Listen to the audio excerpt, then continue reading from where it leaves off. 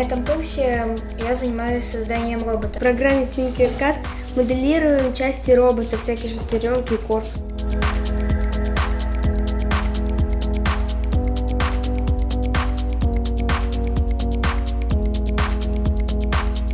Было занятие, когда нам уже распечатали самих роботов, и мы должны были их, получается, подгонять. И вот мы подгоняли роботов.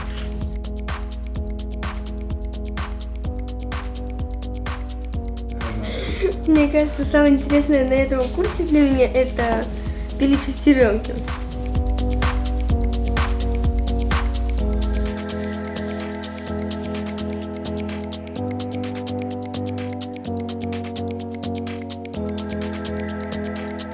Мне всегда было интересно посмотреть, как работает 3D принтер, пособирать робота, узнать что-то новое, то есть как делаются сами 3D модели, в каком приложении.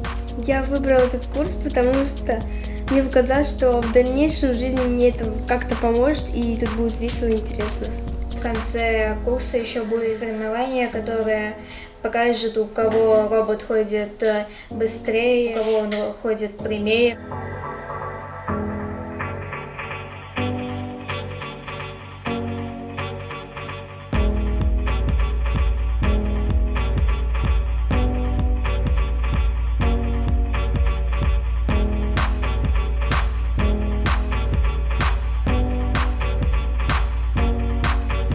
Я бы хотела в дальнейшем пойти на робототехнику, и на робототехнике мы должны будем работать с Arduino. Да, я еще планирую изучать, то есть я планирую еще пойти на второй модуль, но это все в будущем.